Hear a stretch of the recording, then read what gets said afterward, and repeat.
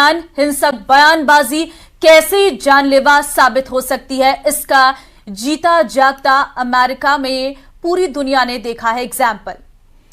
तो ट्रंप जीत गए तो अमेरिका का लोकतंत्र खतरे में पड़ जाएगा। ट्रंप जीत गए तो अमेरिका में आखिरी चुनाव होगा और ट्रंप जीत गए तो संविधान खत्म हो जाएगा। ट्रंप के खिलाफ उनके विरोधी पार्टी ये पूरा एक नैरेटिव बना रही थी और इसी बीच उन पर जानलेवा हमला हो गया।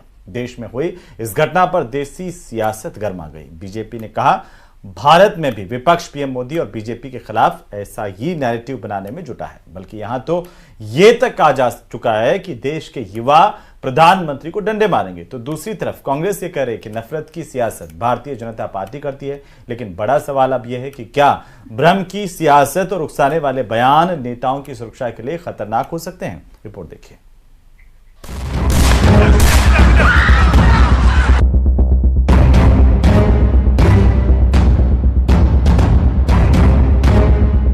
पूर्व अमेरिकी राष्ट्रपति डोनाल्ड ट्रंप पर गोली चली, उनकी जान बाल बाल बची।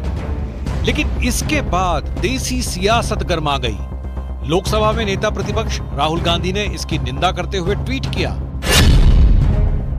मैं पूर्व अमेरिकी राष्ट्रपति डोनाल्ड ट्रंप पर हुए जानलेवा हमले से बहुत चिंतित हूं। इसके बाद बीजेपी आईटी सेल के चीफ अमित मालविया ने राहुल गांधी पर जोरदार वार करते हुए लिखा, ये पाखंड है। तीसरी बार असफल राहुल गांधी ने प्रधानमंत्री मोदी के खिलाफ हिंसा को बढ़ावा दिया है।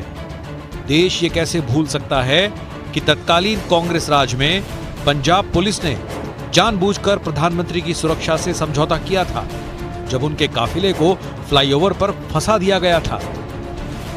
इस ट्वीट के साथ अमित मालवीय ने राहुल गांधी के कुछ पुराने बयान भी ट्वीट किए।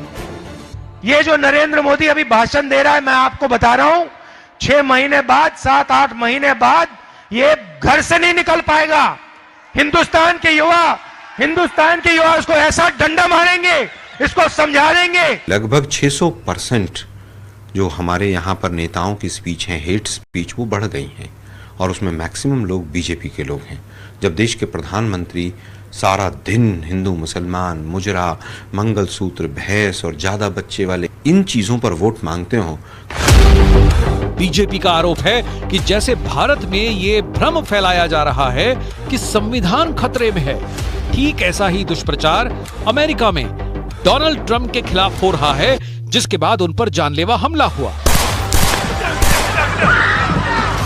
But we have people in this country who are dedicated to telling half the country that if Donald Trump wins an election, the country will end, the Constitution will go away, and so on and so forth.